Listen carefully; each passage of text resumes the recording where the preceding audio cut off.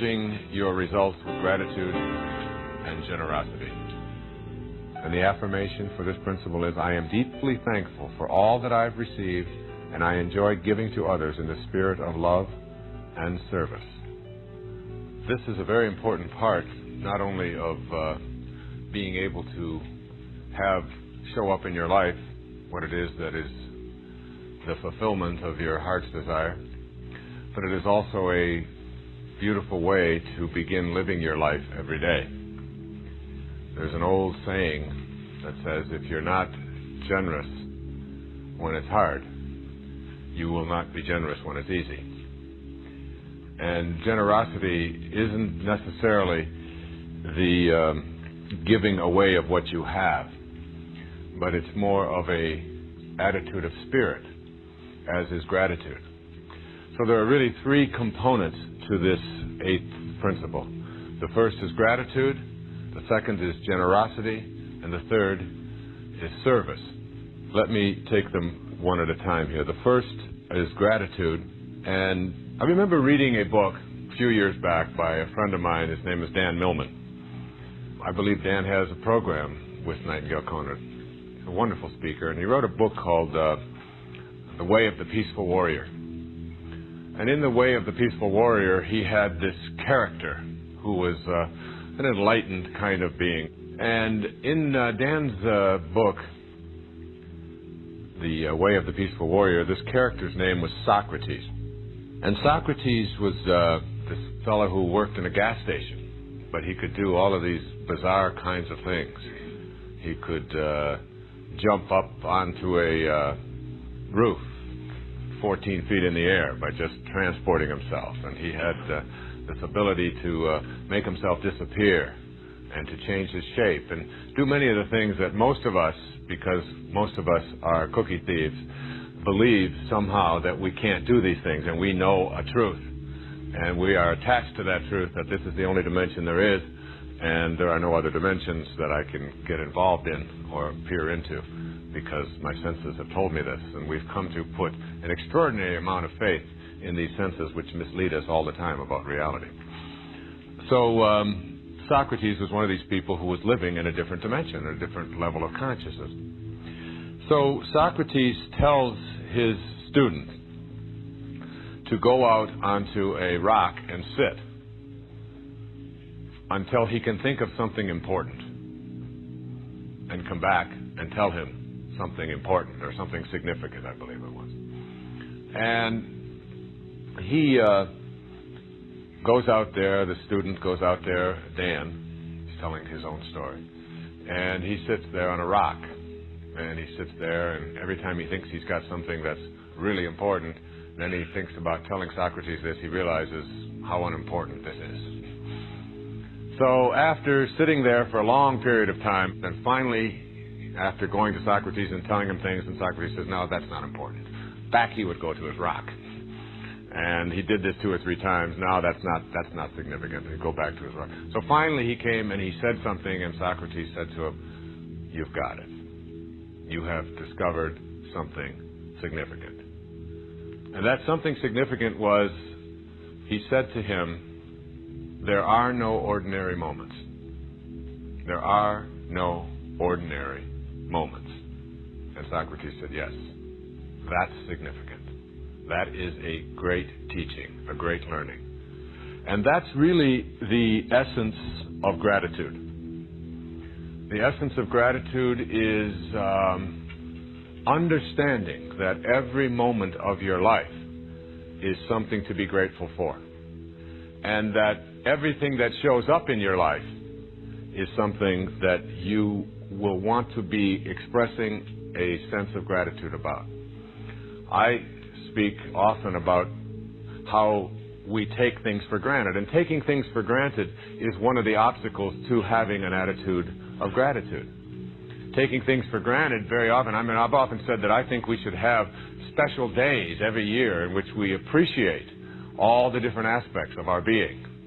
You know, like we give thanks for our liver on Mondays, on the 3rd of January, Liver Appreciation Day. Or just try to imagine what it would be like if you didn't have that liver. There would be nothing for you to imagine. And then for the air that we breathe, and for the ground that we walk upon, and for gravity, and for the food that we have, and for the sky, and for, our eyelids, which we just take for granted. Without them, how difficult it would be for us to get through even an hour of our day. And our toenails, and everything about ourselves, to begin to experience a sense of gratitude. Now, when we're talking about affirmations, and we're talking about manifestation, here we want to look at what it is we are asking to have manifested for ourselves. And remember, we are not creating anything, we're just redistributing, if you will. Everything that needs to be created is already in the universe. There's no place to go. I remember when the story was told of Swami Muktananda, great spiritual teacher, who was dying. And all of his devotees and students gathered around, and he was leaving. And he had announced that. His students were praying with him, and they were pleading with him, please don't go, Swami, please, we're not ready for you to leave. And he opened his eye and looked at them and said, don't be silly. Where could I go? Where is there to go? Everything is already here. And so, when you are manifesting and you are asking for things to show up in your life, as they begin to show up in your life, learning to be grateful for those. Now, that's not so difficult. Most of us say thank you. I have a little ritual that I do every day, and that is almost every day God sends money to me in some form, particularly when I'm running. It happens virtually every day of my life. And it's a little game, a mental game that I have played with myself. I'll be out running, and I'll be thinking about all of the abundance that has shown up in my life, and how grateful I am, and how grateful I am to have my children. One of the things that my wife and I practice regularly is telling our children how fortunate we feel to be their parents. How lucky we are.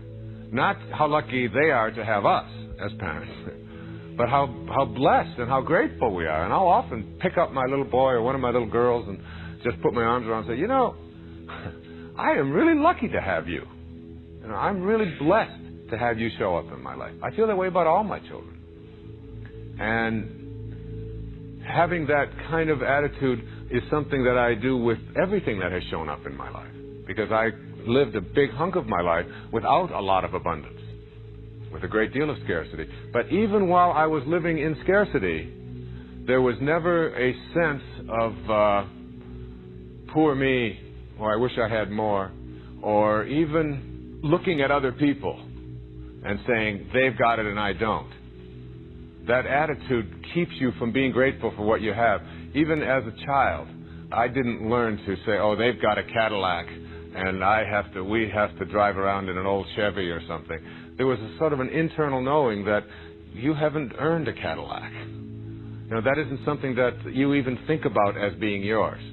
They used to talk about being able to buy a Cadillac when I was a young man, buying my first car, and they said a Cadillac cost almost $4,000. I couldn't comprehend a Cadillac costing $4,000 and having $4,000 to buy a car. It wasn't like something I would even give a moment's notice to. If other people had that was just their karma, or that was their benefits, or somehow they had done something to earn that. Today, when I go to buy a car, $4,000 is an option. You want this stereo system instead of this one? That'll cost $4,000 extra. All right, throw it in. What do I do? It's got extra speakers. My first car was an old 1950 Plymouth that had rusted out sides on it, and I washed that thing every day, and I was so proud of it. I was so excited about that. And the idea of looking at somebody else's new car and thinking that there was something wrong here, that they had it and I didn't, couldn't have occurred to me. And I believe it's that attitude of being grateful for whatever shows up in your life that allows additional things to show up in your life. And my little ritual that I play every day when I'm out running is little coins that I find in the street. I found one this morning when I was running before I made this presentation, right out in front of the hotel. A penny, a shiny penny.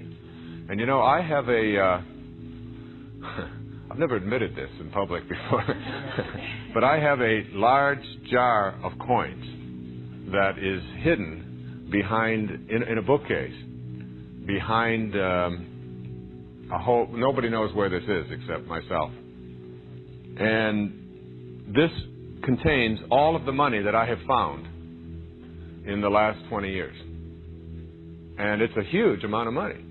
Some of it is wrinkled up bills. A lot of it is foreign money because I've run in foreign countries. And most of the coins are dirty and they've been out on the street for a long time. And there's a couple of $20 bills. There's a $100 bill in there. And every time I look at that little symbol that just keeps growing, it reminds me to be grateful. And when I pick up one of those coins, I always say, thank you, God, for this symbol of abundance that has shown up in my life. Thank you. And I put it in my pocket and I put it away in a special way. When I get back to my office, I go to that little place and I put it in there and I look at that, and that's my reminder. What gratitude does is it keeps you connected to that source which brings things into your life. It keeps that connection open.